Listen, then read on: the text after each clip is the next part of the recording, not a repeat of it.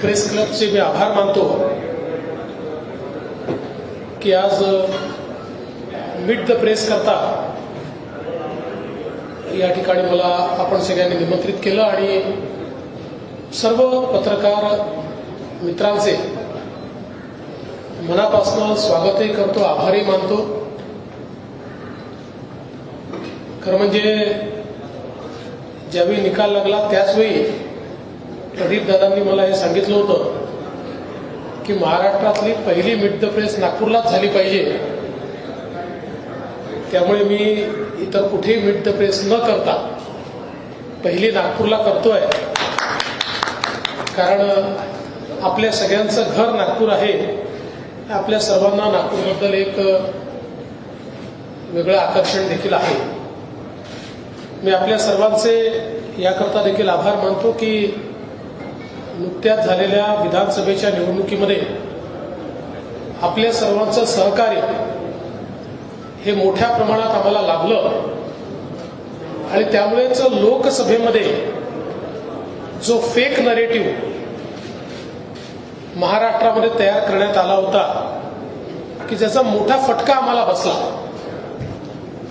तो fake narrative आम्ही break करू शकलो आणि थेट जनतेपर्यंत पोहोचू शकलो, ज्यामुळे निश्चितपणे एक अत्यंत मोठा विजय महाराष्ट्राच्या आजपर्यंतच्या इतिहासातील कुठल्याही पक्षाला युतीला मिळालेला सर्वात मोठा विजय 237 जागा या महायुतीला या ठिकाणी प्राप्त झाल्या आणि भाजपलाही आपल्या राजकीय जीवनातला उच्चांक 132 जागा या ठिकाणी मिळवता आल्या आणि म्हणूनच एक अत्यंत डिसायसिव्ह अशा प्रकारचं मॅन्डेट हे जनतेने आम्हाला दिलेलं आहे।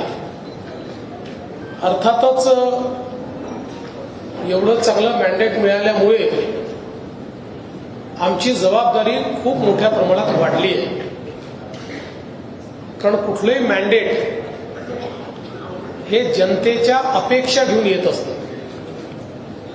आव्हानही असतात, अपेक्षाही असतात आणि काम करत असताना काही अडचणी असतात, कधी काही मर्यादा असतात, पण या अडचणी आणि मर्यादांवर मात करून जनतेच्या मनातली कामं झाली पाहिजे, तशा प्रकारचा महाराष्ट्र हा तयार झाला पाहिजे, हा प्रयत्न आपल्याला या ठिकाणी करायचा आहे।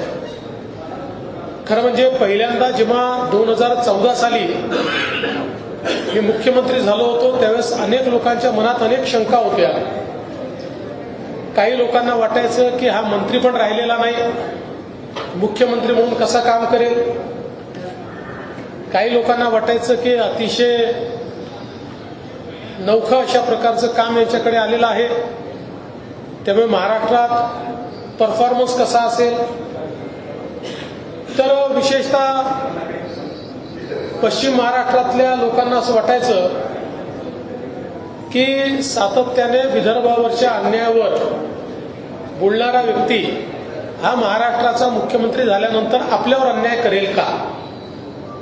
पण माझ्या पहिल्या 5 वर्षाच्या कामामध्ये लोकांच्या लक्षात आलं की विदर्भामध्ये तर खूप काम केलंच आपण, मोठ्या प्रमाणात विदर्भाचा जो हक्क होता तो विदर्भाला मिळवून देण्याचा प्रयत्न केला, पण त्याचवेळी महाराष्ट्राच्या कुठल्याच भागावर अन्याय आपण होऊ दिला नाही। किंबहुना विदर्भामध्ये सिंचनाचे प्रकल्प इतक्या मोठ्या प्रमाणात केले, जवळजवळ 80 प्रकल्प पूर्ण केले आणि अनेक प्रकल्प आता पूर्णत्वापर्यंत आणले, पण त्याचवेळी वर्षानुवर्ष रखडलेले पश्चिम महाराष्ट्रातले, उत्तर महाराष्ट्रातले, मराठवाड्यातले, कोकणातले प्रकल्प देखील तेवढ्याच गतीनं आपण पुढे आणले, ते पूर्ण केले।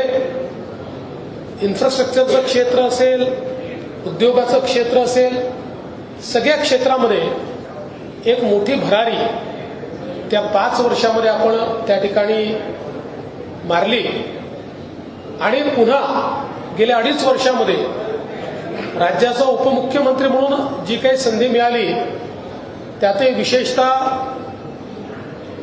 ऊर्जा विभाग असेल, इरिगेशन विभाग असेल, होम असेल, गृहनिर्माण असेल, अशा अनेक खात्यांचं काम करताना ऊर्जा विभागामध्ये तर पुढच्या 25 वर्षाचा रोडमॅप ऊर्जा विभागाचा आपण तयार केला आहे आणि पुढच्या 2 ते 3 वर्षात ही परिस्थिती येईल की पहिल्यांदा उद्योगासहित सगळ्या प्रकारचे इलेक्ट्रिसिटीचे दर हे आपण कमी करू शकू अशा प्रकारची आज व्यवस्था ही ऊर्जा विभागामध्ये आपण उभी केलेली आहे.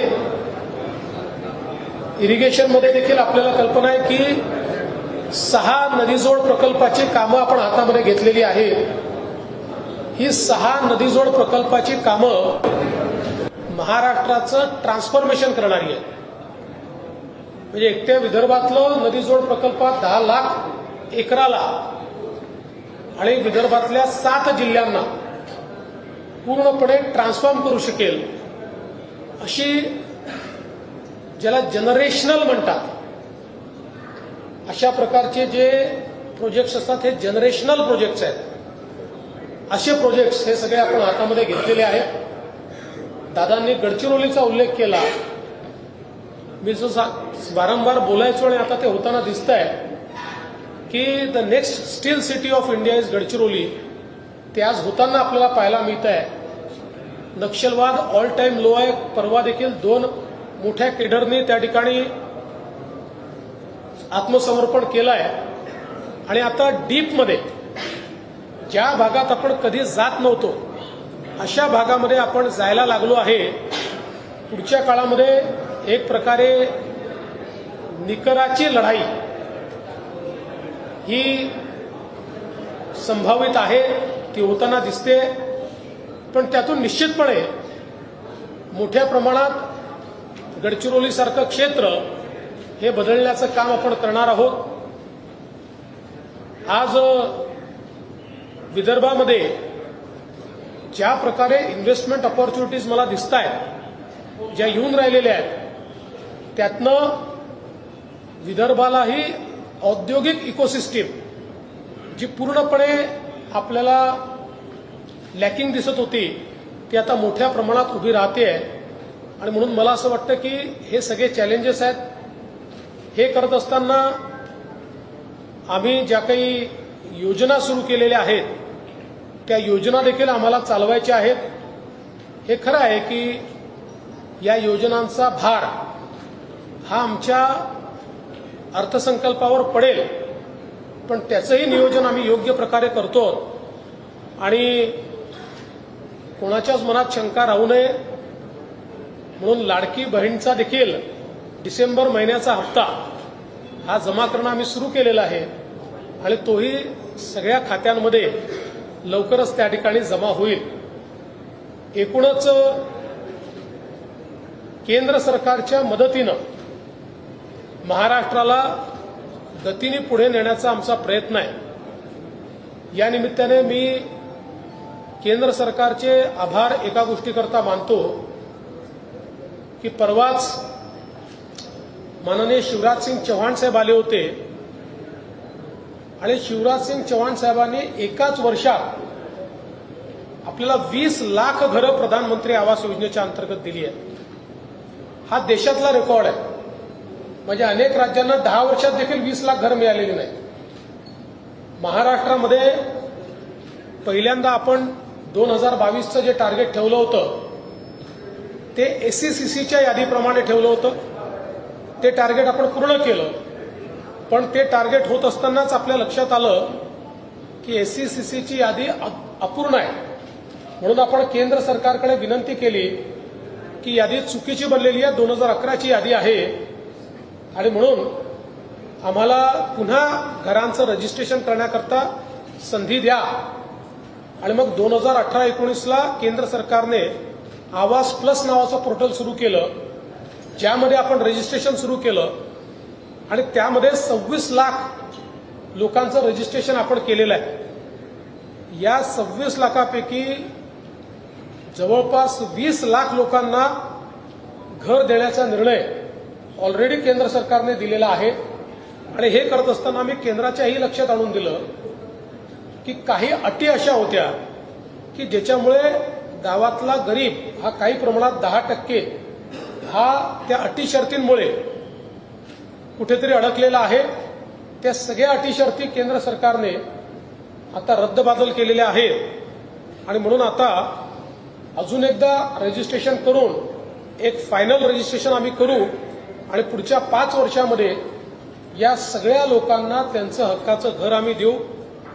आणि हे करत असताना आमचा प्रयत्न आहे की प्रधानमंत्री आवास योजना असो, मोदी आवास योजना असो, जनमन आवास योजना असो, शबरी आवास योजना असो, रमाई आवास योजना असो, आता या सगळ्या योजनांमध्ये जी घरं होतील या सगळ्या घरांना सोलर द्यायचं, जेणेकरून त्या घरामध्ये राहायला जाणारे जे आहेत त्यांना विजेचं बिलच येऊ नये, त्यांना मोफत वीज मिळावी, अशा प्रकारचा आमचा प्रयत्न हा या पुढच्या काळामध्ये असणार आहे.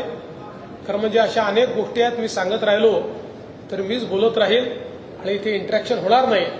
पण मी एवढंच सांगतो की पुन्हा एकदा महाराष्ट्राच्या जनतेने, आमच्या सर्व आमदारांनी आणि आमच्या वरिष्ठ नेत्यांनी ही जी काही संधी मला दिलेली आहे त्या संधीचं सोनं करण्याचा प्रयत्न मी करेन. एक नागपूरकर म्हणून नागपूरकरांची मान नेहमी उंच राहिली पाहिजे की आपला प्रतिनिधी हा महाराष्ट्राचं नेतृत्व करताना महाराष्ट्रामध्ये आमूलाग्र बदल घडवतोय, अशा प्रकारची एक उंची या ठिकाणी गाठता यावी. आणि हे सगळं करत असताना पारदर्शी प्रामाणिकतेनं सरकार चाललं पाहिजे, हा जो पहिलेपासून माझा आग्रह असतो त्या आग्रहावर टिकून महाराष्ट्राला पुढे नेण्याचा प्रयत्न मी करणार आहे. येणारी आव्हानं खूप आहेत. हे खरं आहे की राजकारणामध्ये सर्व स्तराला जाऊन लोक आव्हानं निर्माण करतात, पण किमान गेल्या 10 वर्षाच्या माझ्या कार्यकाळामध्ये आपल्या लक्षात आलं असेल कितीही मोठं आव्हान निर्माण झालं तरी देखील धैर्यपूर्वक त्या आव्हानाचा सामना मी करतो आणि कधीही सत्ता ही माझ्या डोक्यात जात नाही. कारण ज्या विचारांनी मी राजकारणामध्ये आलो आहे त्या विचाराने सत्ता हे सेवेचं माध्यम आहे हेच मला शिकवलेलं आहे. त्यामुळे पुढे देखील कधीही सत्ता माझ्या डोक्यात जाणार नाही हा विश्वास आपल्या सर्वांना मी देतो. आणि पुन्हा एकदा आपल्या नागपूर प्रेस क्लबने आणि पत्रकार संघाने मला या ठिकाणी मीट द प्रेस करता निमंत्रित केलं. आपण सगळ्यांनी माझं स्वागत केलं, सत्कार केला, त्याबद्दल आपले मनापासून आभार मानतो. एक प्रश्न असा आहे, 2 प्रश्न विचारून टाकून माझ्यापर्यंत माहिती येईल की नाही सांगताय, खूप लोक सहज. एक प्रश्न असा आहे की हे जे सायबरचा जो धोका आहे ना तो खूपच वाढतो. म्हणजे आता जर मी फोन केला तर केंद्राची रिंगटोन असते पहिले ते अवेअरनेस, आणि 2 केंद्रीय गृहमंत्र्यांचा व्हिडिओ फार वाईट पद्धतीने प्राप्त केला. आणि मी विधानसभेत होतो, तुम्ही जे नक्षलवादाला उत्तर दिलं तोही फार वाईट पद्धतीने प्राप्त केलं. तर हे जे सुरू आहे त्याच्यावर कायमस्वरूपी मेकॅनिझम करण्याचा विचार आहे का? म्हणजे कारण पुढे दुसरा एक प्रश्न असा आहे की दिवाळी दिवसाची समारोपाची प्रेस कॉन्फरन्स आहे, त्याच्यात एकनाथराव शिंदे असं म्हणाले की आम्ही कॅप्टन बदलला, आमची टीम दिली. तर आता 3 फॉर्मॅट आहेत क्रिकेटचे, कसोटी, वनडे आणि T20, आणि तिन्हीचे कर्णधार वेगवेगळे असतात. तर सुदैवाने तुम्ही 3 आहात, तर तुमच्या तिघांची विभागणी तुम्ही कशी म्हणजे कसोटी, वनडे आणि T20 कोण कोण करतो? पहिलं तर सायबर गुन्हे ही आज आपल्या समोरचं सगळ्यात मोठं आव्हान आहे.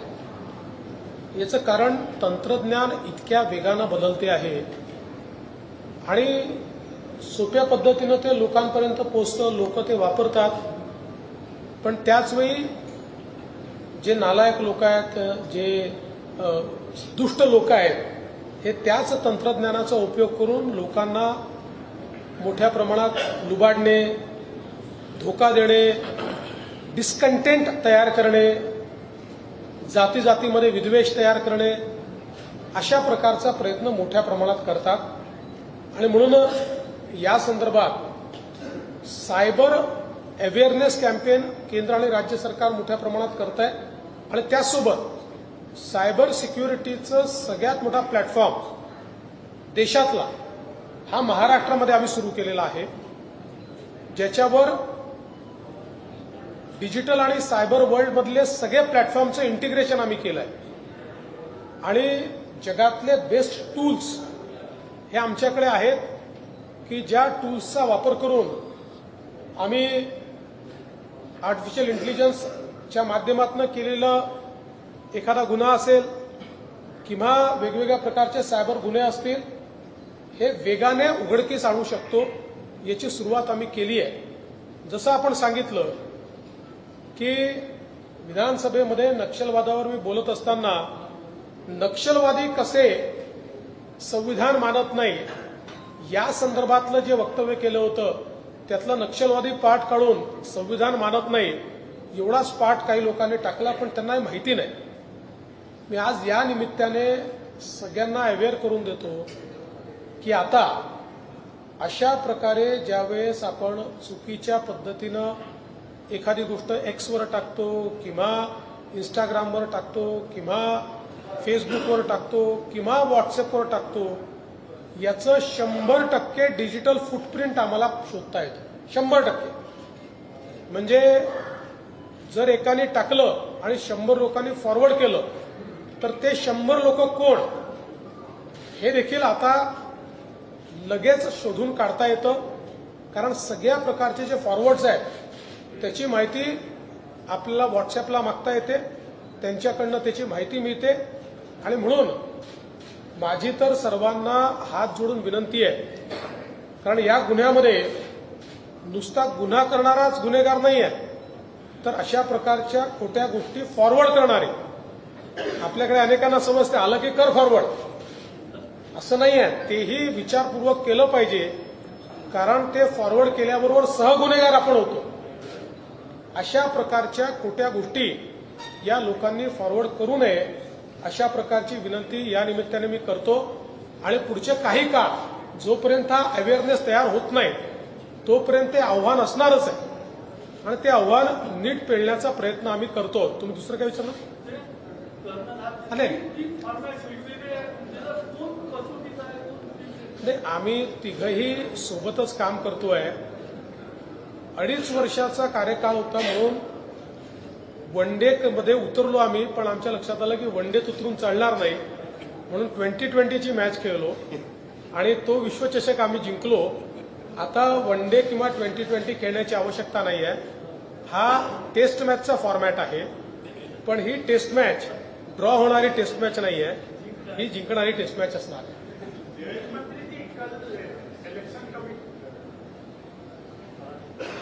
मुख्यमंत्री जी, कल इलेक्शन कमीशन ने कांग्रेस को जवाब दिया है ईवीएम के संबंध में. उनका कहना है कि ईवीएम के साथ छेड़खानी नहीं हो सकती और 1 घंटे में 76 लाख मतदान हो सकते हैं, क्योंकि एवरेज 1 लाख मतदान केंद्र थे तो 76 मतदान एक केंद्र में हो सकते हैं. दूसरा भी कांग्रेस ने आरोप लगाना शुरू किया. बंदी कर दीजिए उसको. बहुत सुनाई दे रहा है, बोलो. कांग्रेस का दूसरा आरोप है कि जब तक अमित शाह की माफी नहीं मांग लेते तब तक उनका आंदोलन जारी रहेगा. कल 27 तारीख को जय बापू जय भीम जय संविधान की रैली भी निकाल रहे हैं. दोनों को किस तरीके से आप देख रहे हैं?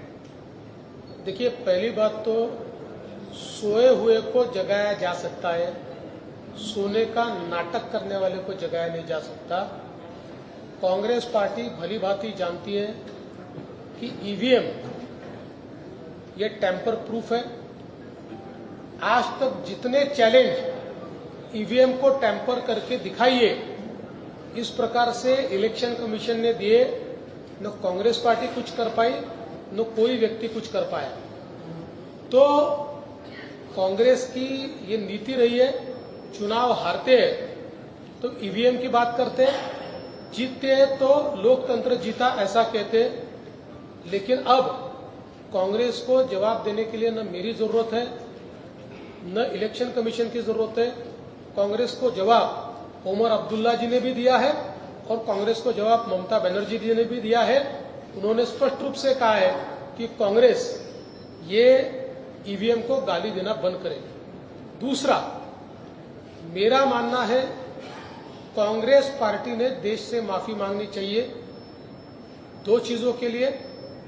एक, जिस प्रकार से लगातार उन्होंने भारत रत्न डॉक्टर बाबा साहब आंबेडकर का अपमान किया, उनको चुनकर नहीं आने दिया, हर बार उनको अपमानित किया, उनके महापरिनिर्वाण के बाद महापरिनिर्वाण की जगह पर स्मारक बनाने के लिए सुई के नोक जितनी जगह भी कांग्रेस पार्टी ने नहीं दी। कई लोगों को भारत रत्न दिया, लेकिन जो भारत के रत्न डॉक्टर बाबा साहब आंबेडकर थे, इनको भारत रत्न कांग्रेस पार्टी ने नहीं दिया। डॉक्टर बाबा साहब आंबेडकर की जहां जहां स्मृतियां थी, ऐसी कोई जगह उन्होंने स्मृति स्थल के रूप में विकसित नहीं की। ये सारी बीजेपी ने की। तो कांग्रेस पार्टी को हमेशा ये डर होता है कि नेहरू गांधी परिवार से बड़ा कोई न बने, और इसीलिए उन्होंने हमेशा भारत रत्न डॉक्टर बाबा साहब आंबेडकर जी को नीचा दिखाया। इसके साथ साथ इस बात के लिए भी उन्होंने माफी मांगनी चाहिए कि इतनी बड़ी नेशनल पार्टी है, वो पार्टी किसी व्यक्ति के भाषण का वीडियो काट कर एडिट करके उसको चलवाती है, संसद का भी समय गंवाती है, और साथ साथ देश में भी लोगों को बरगलाने का काम करती है। जो उन्होंने अमित शाह जी के साथ किया, ये राजनीति का ओछापन है, क्योंकि भारतीय जनता पार्टी, अमित भाई शाह, नरेंद्र मोदी जी, ये भारत रत्न डॉक्टर बाबा साहेब आंबेडकर जी का अवमान सपने में भी नहीं कर सकते। इसलिए कांग्रेस पार्टी जमीन खिसक चुकी है, उस जमीन को पाने के लिए ये सारा प्रयास कर रही है। मराठा आरक्षणाचा मुद्दा वारंवार चर्चेत येतो। मनोज जरांगे पाटील गेले अनेक दिवस शांत होते, आज पुन्हा ते बोलले आहेत की आता पुढे मजा येईल। आतापर्यंत तुम्ही उपमुख्यमंत्री होते म्हणून टाळत होतात की मी मुख्यमंत्री नाही, आता तुम्ही मुख्यमंत्री आहे म्हणून त्या आशयाने ते बोलत आहेत। पहिली गोष्ट तर हा मजा घेण्याचा प्रश्न नाहीच आहे। याच्यावर मजा काय आली पाहिजे, हा जनतेच्या जिव्हाळ्याचा प्रश्न आहे। त्यामुळे या प्रश्नामध्ये पहिल्या दिवसापासून मी असेल, अजितदादा असतील, शिंदेसाहेब असेल, आमच्या भूमिकेत कुठलंच अंतर नाही आहे, आमच्यामध्ये कुठला अंतर्विरोध नाही आहे। जे निर्णय घेतले आहेत तिघांनी मिळून घेतले आहेत, पुढे जे निर्णय घेऊ तिघं मिळून घेऊ। जयंत जी, आपने बोला कि गढ़चिरौली को स्टील सिटी बनाएंगे, लेकिन विदर्भ के बाकी जिलों में कोई बड़ी इंडस्ट्री आना चाहिए, इसके लिए कोई प्लान है क्या? सभी जिलों में अभी इंडस्ट्री आ रही है, और जब मैं गढ़चिरौली की बात करता हूं तो केवल गढ़चिरौली तक सीमित नहीं होता है, क्योंकि जिस प्रकार से अभी हमारे पास ये खनिज मिल रहा है, तो अकेले गढ़चिरौली इसको कंज्यूम नहीं कर सकती। इसके साथ साथ चंद्रपुर को भी करना पड़ेगा, वर्धा को भी करना पड़ेगा, भंडारा गोंदिया को भी करना पड़ेगा, और नागपुर को भी करना पड़ेगा, तब जाकर हम इसको कंज्यूम कर पाएंगे।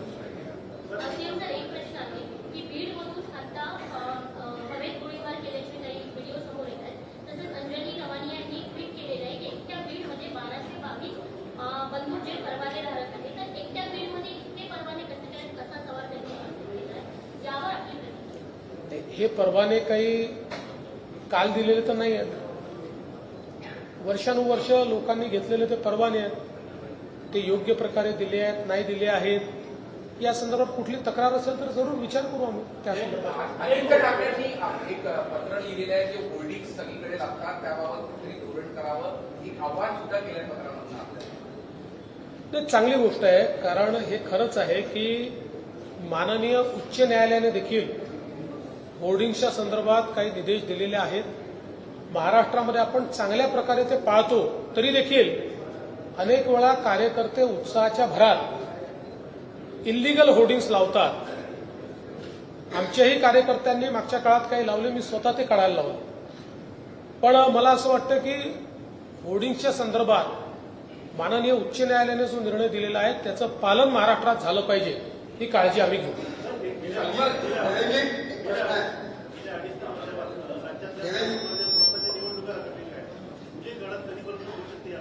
मला असं वाटतं की जानेवारीमध्ये त्या संदर्भात सुप्रीम कोर्टाने अंतिम सुनावणी ठेवलेली आहे. आम्ही पण सातत्याने सुप्रीम कोर्टाला अर्ज केलेला आहे. मला अशी अपेक्षा आहे की जानेवारी महिन्यातच सुप्रीम कोर्ट सुनावणी अंतिम करून या संदर्भातला निकाल देईल आणि त्यानंतर जो काही स्टॅट्युटरी वेळ असेल त्यानंतर ती झाली पाहिजे. अर्थात त्या तारखा ठरवायचा अधिकार आमचा नाही, तो इलेक्शन कमिशनचा आहे. पण आम्ही देखील सरकार म्हणून या केसमध्ये मॅक्सिमम इंटरव्हेन्शन करून ती लवकरात लवकर निकाली निघावी हा प्रयत्न आमचा आहे. पालकमंत्री म्हणून सुरेश धस यांनी बीडचं बस विधानावर अशी मागणी केलेली आहे. त्याबद्दल तुम्ही काही निर्णय घेतला आहे का? नंबर 1 आणि नंबर 2, ते तुम्ही जेव्हा आमदार असताना शास्ती लागलेली होती, त्याच्यानंतर तुम्ही मुख्यमंत्री झाले 2014 मध्ये, तर ती शास्ती अद्यापही चालू आहे आणि त्याचा 52 ते 54% व्याज दर आहे. कशाची शास्ती? शास्ती महानगरपालिकेचे थकबाकीदार राहतात तर त्यांच्या संदर्भात जी शास्ती लावलेली आहे त्याचा 5% जवळजवळ 52 ते 54% आहे. तर त्याच्यावर तुम्ही निर्णय घेणार का? कारण आम्ही तुम्ही आश्वासन दिलं होतं, पत्रकार म्हणून आले होते त्याच्या संदर्भात काय? जो शास्तीचा विषय मी पुन्हा पडताळून पाहिजे, आता माझ्याकडे त्याची अपडेटेड माहिती नाही आहे. पालकमंत्र्याच्या संदर्भात आमचे अध्यक्ष चंद्रशेखर बावनकुळे हे इतर दोन्ही पक्षांसोबत बसून कुठे कोण पालकमंत्री असेल याचा निर्णय करतील. ते जो निर्णय करतील तो मला मान्य असेल. त्यांनी मला बीडला जायला सांगितलं, बीडला देखील जाईल, किंवा त्यांनी जिथे जायला सांगितलं तिथे जाईल. साधारणपणे मुख्यमंत्री कुठलं पालकत्व ठेवत नसतात, पण माझी स्वतःची इच्छा आहे की गडचिरोली मात्र मी स्वतःकडे ठेवू इच्छितो. अर्थात या 3 नेत्यांनी मला मान्यता दिली तरच ठेवी. भाऊ, तुमच्या कार्यकाळात 100 दिवसाचा प्लॅन तुम्ही रेडी केलेला आहे. तो प्लॅन नेमका काय आहे आणि कसं राहणार आहे? प्रत्येक खात्याने 100 दिवसाचं आपलं टार्गेट घेतलेलं आहे. 100 दिवसात काय करायचं हा 100 दिवसाचा प्लॅन आहे. 100 दिवस पूर्ण झाल्यानंतर त्याचा रिपोर्ट आम्ही त्या ठिकाणी सादर करू आणि प्रत्येक खात्याने काय टार्गेट घेतलं होतं आणि काय पूर्ण केलं हे आपल्यापर्यंत पोहोचू.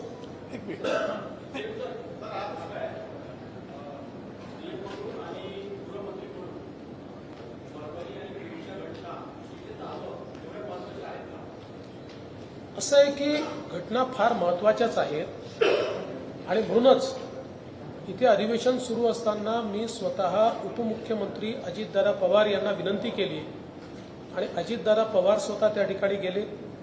आमचे सगळे मंत्री देखील त्या ठिकाणी गेले. घटना महत्वाच्या होत्या म्हणूनच त्या ठिकाणी गेले. मला असं वाटतं की एखाद्या घटनेचं महत्व हे कोण गेलं यापेक्षा त्याला आपण काय रिस्पॉन्ड करतो या माध्यमातून होतं.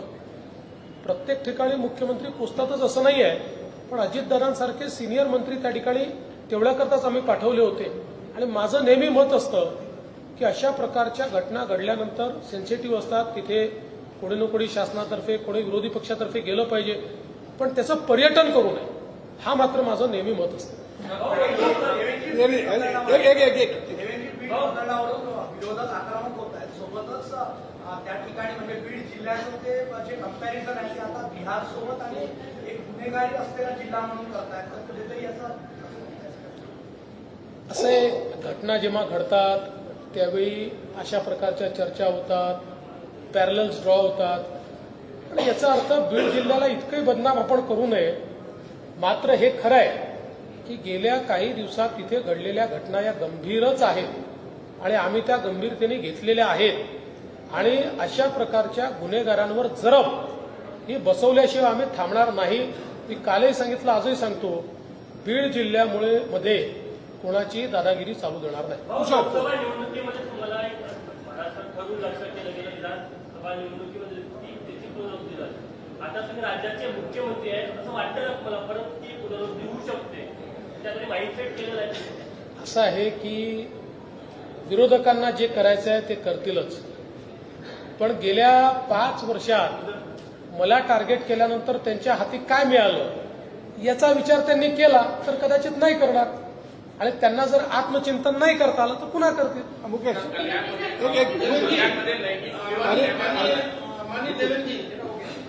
देवेंद्र जी, मैं माननीय जनसंपर्क मंत्री से सवाल पूछना चाहता हूँ कि हमारी जो प्रिंट की मीडिया की पॉलिसी है वो लगभग 4 दशक पुरानी है. दूसरा ये कि डिजिटल में भी हम लोगों को बहुत नई पॉलिसी की जरूरत है. क्योंकि इसमें एडवांसमेंट नहीं हुआ। तो हम ये जानना चाहेंगे क्या इस 5 वर्ष के दौरान आप पत्रकारों के लिए जनसंपर्क मंत्री के रूप में चेहरा दिखा पाएंगे? चेहरा तो रोज ही दिखाता हूँ, लेकिन आपने नहीं समझ रहा हूँ मैं बात को आपकी। आपने बहुत बहुत अच्छा सुझाव दिया है। एक नई पॉलिसी हम लोग निश्चित रूप से तैयार करेंगे। ओके, एक 1 मिनट। अरे बिहार और एयरपोर्ट को लेकर क्या बोलते कि एयरपोर्ट का तो अभी टेंडर अलॉट हो चुका है। जीएमआर बहुत तेजी से वहां पर काम शुरू कर रहा है और बिहार में आप देख रहे हैं लगातार निवेश आ रहा है और अभी आने वाले कुछ दिनों में और कुछ अच्छी अनाउंसमेंट मैं करूंगा। सर, हाँ। पेट्रोकेमिकल रिफायनरी का मुख्यमंत्री साहेब तुम्ही आता बोलताना म्हणाले की नागपूरकरांची माल उंच होईल, पारदर्शी कारभार राहील. नागपूरकरांना एकच मागणी आहे, ते आता 29 तारखेला पुन्हा चिपको आंदोलन करतात आहेत. कालच बेसा पिंपळामध्ये 3 किलोमीटरच्या रस्त्यासाठी 50 झाडे विना परवानगीने कापण्यात आली, त्याच्यात 25 हेक्टर. याशिवाय मालकापूरमध्ये पण आणि आपलं जिल्हाधिकारीचं कार्यालय नवीनमध्ये मोठ्या प्रमाणात झाडाची कत्तल होते. माहितीच्या अधिकारात मागितलं तर 3 परवानगी देण्यात आल्या, त्याच्यातच 1000 झाडांची परवानगी होती. गेल्या 2 वर्षात अशा 2000 परवानग्या देण्यात आलेल्या आहेत झाडे कापण्याची. लाखो झाडांची कत्तल झालेली आहे. त्यांची इतकीच मागणी आहे की कठोर कायदा होणार का, येणाऱ्या पिढीला आपण प्रदूषण मुक्त नागपूर देणार का? बघा, पहिल्यांदा तर अवैध झाडांची कत्तल कुठेही आम्ही मान्य करणार नाही, त्याच्यावर कडक कारवाईच केली जाईल. मात्र आपण ज्यावेळेस विकास करतो त्यावेळी अनेक वेळा बांधकामं करताना झाडं कापण्याची परमिशन द्यावी लागते. आता एखादा रस्ता वाईड करायचा असेल तर बाजूची झाडं कापावी लागतात. समजा रस्ता वाईड केला नाही तर त्याच्यावर ट्रॅफिक जो स्लो होतो तो ट्रॅफिक देखील प्रदूषणच तयार करतो. मात्र आपला नियम असा आहे, एका झाडाच्या मागे किती झाडं लावायचे याचा नियम आपण केला आणि त्याचं आता आपण ट्रॅकिंग करतो. तेवढी झाडं लागली की नाही, ती मोठी झाली की नाही. त्यामुळे कुठेही झाड कापून टाकलं आणि सोडून दिलं असं नाहीये.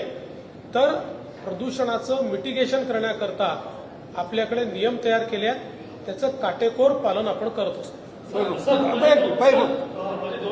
आपण विदर्भाबद्दल बोलला, कुठे बसला? एक आपण विदर्भाबद्दल बोलला, एक कुठेतरी विदर्भामध्ये शेतकऱ्यांचे प्रश्न आताही आहेत आणि बेरोजगारी खूप मोठ्या प्रमाणात आहे. त्याचा बरेचसे पोरं पुणे मुंबईत झालं, शेतकऱ्यांचे एमएसपीची विषय आहेत, सुसाईडसाठी झालं. त्याच्याबद्दल लॉकडाऊन असं आहे की एमएसपीच्या संदर्भातली खरेदी ही अधिक सुलभ झाली पाहिजे असा आमचा प्रयत्न यापुढे असणार आहे. मी कालच बैठक घेतली आणि त्या बैठकीत सांगितलं की दरवर्षी सोयाबीनची खरेदी करायचीच आहे, कापसाची खरेदी करायचीच आहे. ज्या ज्या गोष्टींची खरेदी करायची आहे त्याच्या सुलभतेनं ती खरेदी कशी होईल याची एक परमनंट व्यवस्था उभी केली पाहिजे. तर त्या दृष्टीने ज्या राज्यांनी चांगली व्यवस्था केली आहे ती व्यवस्था पाहून आपल्याकडे त्या व्यवस्था कशा करता येतील आमचा प्रयत्न असणार. आता मोठ्या प्रमाणात आपल्याकडे निवेश येतोय, मोठ्या प्रमाणात इन्व्हेस्टमेंट येते आहे, त्याच्यामुळे निश्चित रोजगार निर्मिती होईल. मुख्यमंत्री साहेब, तुम्ही सर्वप्रथम तर मी तुमचं आभार मानेन आणि अभिनंदन सुद्धा करेल की तुम्ही महाराष्ट्राचे आणि विशेष करून आमच्या नागपूरकरांसाठी खूप गर्वाची गोष्ट आहे. एक सर, डिजिटल माध्यमांसाठी महाराष्ट्रातील संपूर्ण डिजिटल माध्यमांसाठी एक निकष तयार करावा अशी मागणी आहे सर, तर ते पूर्ण करावं का? निश्चितपणे चांगली मागणी आहे. मी मगाशी सांगितलं की आता माध्यमं खूप मोठ्या प्रमाणात बदललेली आहेत. सगळ्या माध्यमांची इन्क्लुझिव्ह पॉलिसी ही आम्ही निश्चितपणे तयार करू. एक प्रश्न असा होता की आपण लोकसभेच्या निकालापासून आतापर्यंतचा जो प्रवास राहिला तुमचा आणि त्यानंतर 3 पार्टींचं युती, तर तुम्हाला काय वाटतं की तुमच्या पुढचं या पुढच्या 5 वर्षात सर्वात मोठं आव्हान होतं? मला असं वाटतं की जसं मी पहिल्यांदा सांगितलं, अपेक्षा जेव्हा चांगलं मॅन्डेट मिळतं त्याच अपेक्षाही मोठ्या असतात. त्या अपेक्षा अनुरूप कारभार करणं हे एक मला असं वाटतं मोठं आव्हान आहे आणि त्या दृष्टीनेच आम्ही पुढचं जे प्लॅनिंग सगळं केलेलं आहे हे बॅलन्स्ड ग्रोथ आणि बॅलन्स्ड डेव्हलपमेंट, म्हणजे केवळ पायाभूत सुविधांचं क्षेत्र नाही तर सामाजिक क्षेत्र देखील, या दोन्ही क्षेत्रांमधला बॅलन्स साधून बॅलन्स डेव्हलपमेंट आणि बॅलन्स ग्रोथ कशी करता येईल असा आमचा प्रयत्न आहे. कांग्रेस का क्या स्टेटस है बघा, आपण मुख्यमंत्री झाले की जातीय आंदोलन का पुढे व्हायचं त्याच्यावर काय मला त्याच्यावर फार काही बोलायचं नाही. मला असं वाटतं की तुम्ही हा प्रश्न विचारताय यातनंच महाराष्ट्रातल्या जनतेला अनेक गोष्टी लक्षात येतात. पेट्रोकेमिकल कॉम्प्लेक्सच्या संदर्भात आपण पाठपुरावा करतोय.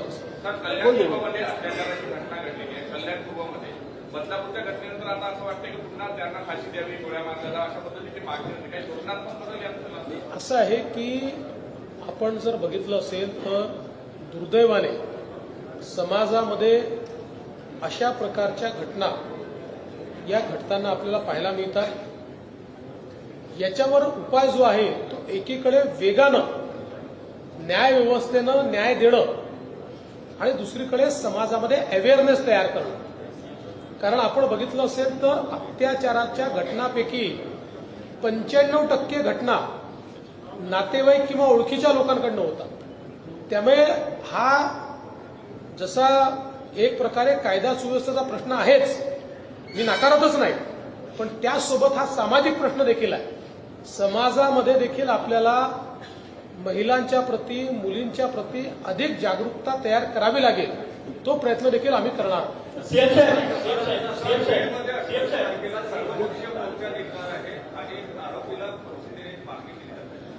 आमचाही प्रयत्न असेल की ही केस फास्ट ट्रॅक कोर्टात चालावी आणि कठोरात कठोर शिक्षा मिळावी.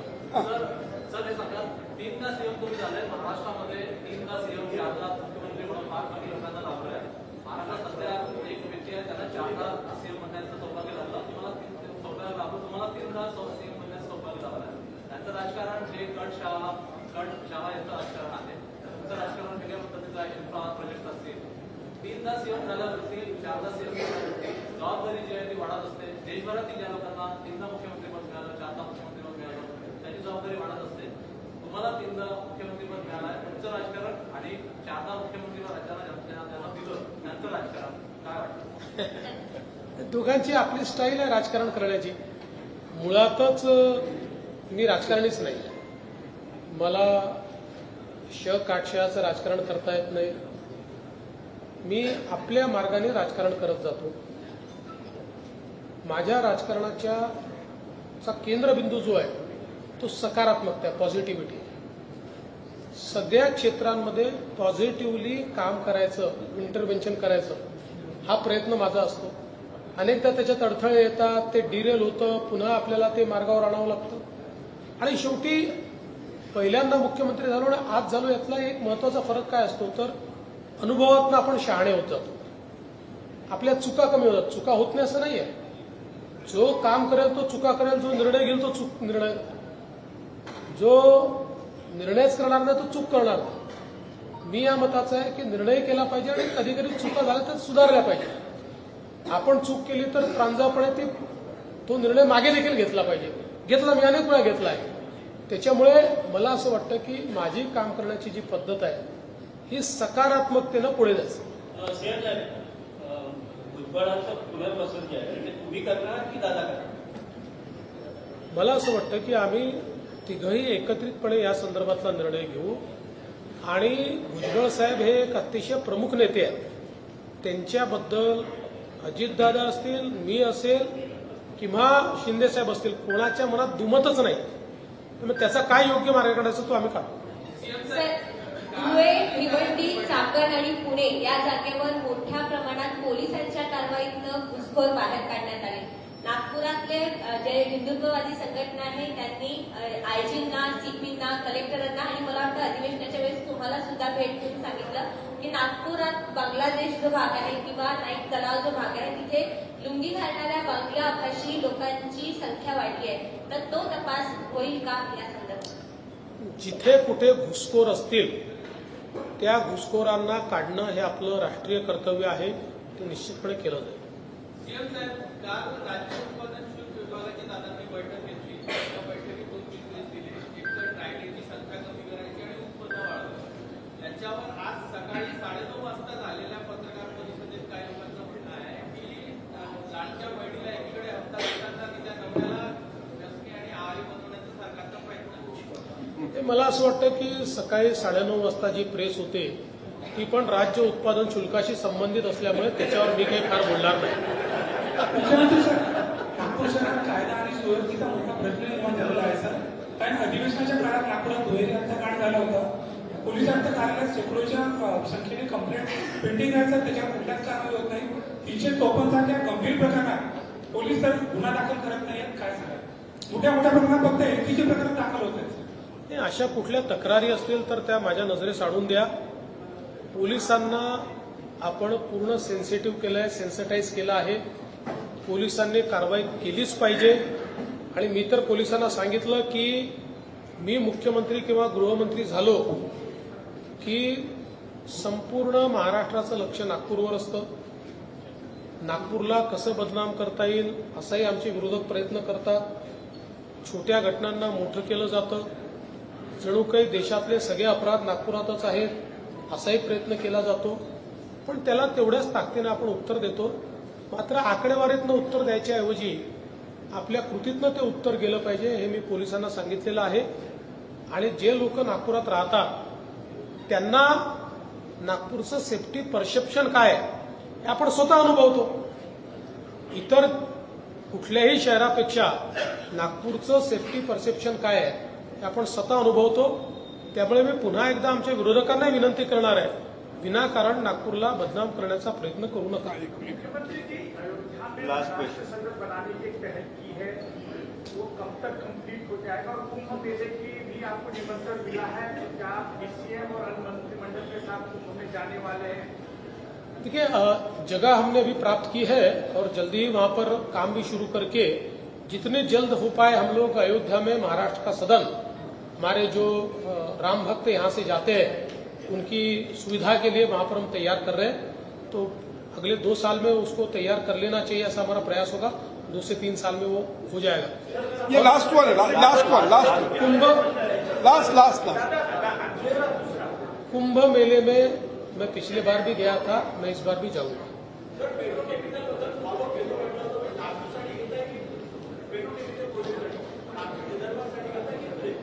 नाही, विदर्भाकरताच आपण त्याचा हे तयार केलाय ना. नागपूर करताच आपण त्याचा रिपोर्ट आहे, डीपीआर है तो तैयार किया.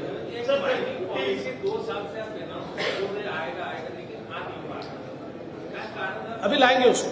सर, बुद्धिबळीच्या जे फ्लायओव्हर आहे त्यामध्ये पण गेलेली आहे. नागपूर शहरात अनेक उड्डाणपूल आहेत ते पण आपण करणार आहे. मला असं वाटतं की बुटीबोरीचा जो काही प्रश्न आहे एका स्पॅनमध्ये त्या ठिकाणी काही गोष्टी लक्षात आल्या म्हणून त्याचं ट्रॅफिक बंद करून त्याचं स्ट्रेंथनिंग आपण करतोय. पण मी निश्चितपणे माननीय गडकरी साहेबांनाही विनंती करेन की NHAIचे जे फ्लायओव्हर्स आहेत नागपुरातले त्याचं सेफ्टी ऑडिट त्यांनी करून घ्यावं आणि PWDलाही सांगून जे महाराष्ट्र सरकारचे फ्लायओव्हर्स आहेत त्याचं एकदा सेफ्टी ऑडिट आम्ही करून घेऊ.